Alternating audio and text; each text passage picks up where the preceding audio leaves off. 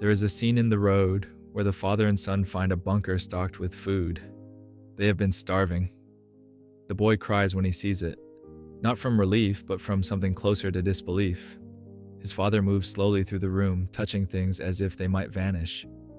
They do not celebrate. They eat carefully, methodically, and the father keeps watch even as they rest. He does not trust the reprieve. I think about that scene more than I probably should. When the ground gives way beneath you, when the job ends, the diagnosis comes, the person leaves, the money runs out, there is a moment before anything else happens. A pause. Some people fill it immediately with action, with plans, with phone calls. Others sit very still. Neither response means much on its own. What matters, perhaps, is what happens in the hours after, when the initial shock has worn off but the situation remains unchanged. The father in McCarthy's novel does not stop moving. Even in safety, even in abundance, he remains oriented toward the next threat. This is not paranoia. It is something closer to pattern recognition. He has learned that relief and danger are not opposites. They can occupy the same room. I knew someone once who lost everything in a fire, not metaphorically, an actual fire, the kind that takes the building and everything inside it. When I saw her a week later, she was wearing borrowed clothes and carrying a single bag. She looked lighter somehow, though that seems like the wrong word. Unburdened is closer, but still not quite right. She told me she had been going through her belongings for months, trying to decide what to keep, what to donate, what to finally throw away. I kept putting it off, she said. Turns out I didn't need to decide. She was not making a joke, but she was not making a joke either.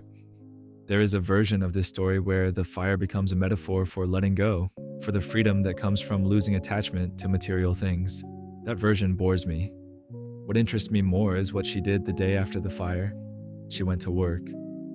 Not because she had to, not because anyone expected her to, but because she did not know what else to do with her body, with the hours, with the fact that she was still alive, and the building was not.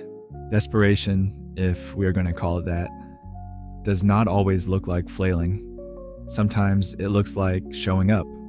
Sometimes it looks like doing the next small thing because the large things have become impossible to see. In Never Let Me Go, there is a character named Tommy who spends years believing that if he and Kathy create good art, they might be granted a deferral, a few more years before the inevitable. He works on his drawings obsessively, convinced there is a system, a logic, a way to appeal to the people who decide. When he finally learns the truth, that there is no deferral, there never was, the whole thing was a misunderstanding. He does not rage immediately. He sits in the car for a long time, very quiet. Then he gets out and screams into an empty field, and the scream is terrible, not because it is loud, but because it changes nothing. The world remains exactly as it was. He gets back in the car. They drive home. What stays with me is not the scream. It is what happens after. Tommy continues. He goes through the motions. He sits with Kathy. He talks about small things. He does not have a plan because there is no plan to have. The ending was written before he was born, and yet he continues to exist in the time that remains, to occupy the space between knowing and arriving. I have noticed that people in crisis often become very focused on minor tasks. They reorganize closets. They finally fix the broken drawer. They respond to emails from 3 months ago. There is a temptation to dismiss this as distraction, as a failure to confront the real problem. But the real problem is often too large to confront directly. It has no edges, no handles, nowhere to grip it. The broken drawer at least can be fixed. The emails can be answered. These are not solutions, but they are proof that some things can still be made right, even when most things cannot. The father in The Road teaches his son to carry the fire. This phrase appears again and again in the novel, and it is never fully explained. Carrying the fire does not save them from hunger or cold or danger. It does not change their circumstances, but it gives them something to orient toward, a way of thinking about themselves that is not entirely defined by their situation. I think this is important. The fire is not hope. Hope would be too easy, too bright. The fire is smaller than that.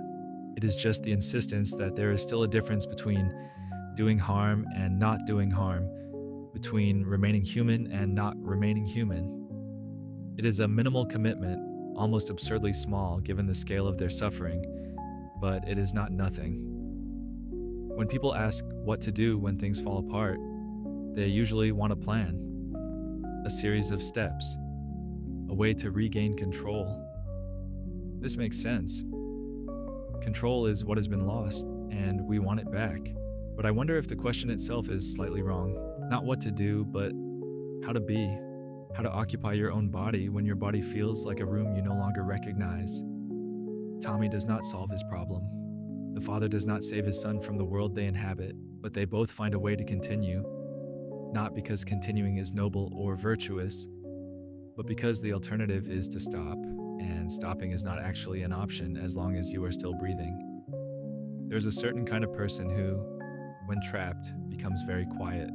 They do not thrash or scream, they take stock. They notice things. The temperature, the angle of the light, the small gap that might, with enough patience, become a way out. This is not calm. Calm would suggest an absence of fear, and the fear is absolutely present. But beneath the fear, there is something else, a kind of cold attention, a willingness to see things exactly as they are, rather than as they should be. My friend with the fire did not rebuild her life the way self-help books would describe it. She did not set goals or create vision boards or practice gratitude. She found a new apartment because she needed a place to sleep. She bought new clothes because she needed something to wear. Each action was small, concrete, and utterly pragmatic, but slowly, incrementally, she reassembled the infrastructure of a life. When I asked her later if she felt like she had recovered, she looked at me as if I had asked the wrong question. Recovered from what? She said. The fire happened. The fire is still happening. I'm just doing other things at the same time. There is a photograph I saw once of a woman standing in the ruins of her home after a hurricane. The walls are gone, the roof is gone, but she is sweeping, just sweeping the floor where the floor used to be, where water and debris have settled into a kind of terrible mud. Someone asked her why she was bothering, and she said she did not know, but she kept sweeping anyway. The absurdity of it, the dignity of it, the way it is both pointless and not pointless at all. Tommy in his final scenes is no longer trying to earn a deferral.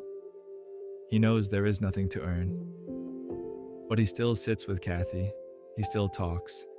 He still tries, in his clumsy way, to be gentle with her. The situation has not changed. He has simply found a way to be inside it that feels, if not acceptable, then at least bearable. At least recognizable. The boy in the road asks his father repeatedly if they are still the good guys. The father says yes, but the evidence is thin. They have stolen from others to survive. They have hidden while others suffered. They have made choices that in any other context would be indefensible. And yet the father insists, we are still the good guys. We are still carrying the fire. Perhaps what he means is this. We are still trying. Not to be perfect, not even to be good in any absolute sense, just to remain recognizable to ourselves, to not become something we would no longer want to be, even if no one else would know the difference. There are moments when the only choice left is how you wait, not what you wait for, because that is often out of your hands, but how you hold yourself in the waiting. Whether you sweep the floor, whether you sit with someone quietly, whether you keep the fire, whatever that means, however small it has become. My friend eventually told me something else about the fire. She said that for weeks afterward, she would reach for things that were not there anymore. Her phone on the nightstand, her coffee mug in the cupboard, the book she had been reading. Her hand would move automatically, muscle memory reaching for objects that no longer existed. And each time there would be this small shock, this tiny moment of reorientation. Right. But you keep reaching anyway, she said. Not because you forget, you know it is gone, but your body still does what it does. And eventually you reach for something new. The walls press in, the room gets smaller, and at some point you realize the room is not going to get larger again. This is the room now. So you notice the temperature, the angle of the light, the places where the walls meet. You do the next small thing, and then the thing after that. It is not enough. It will never be enough, but it is also not nothing.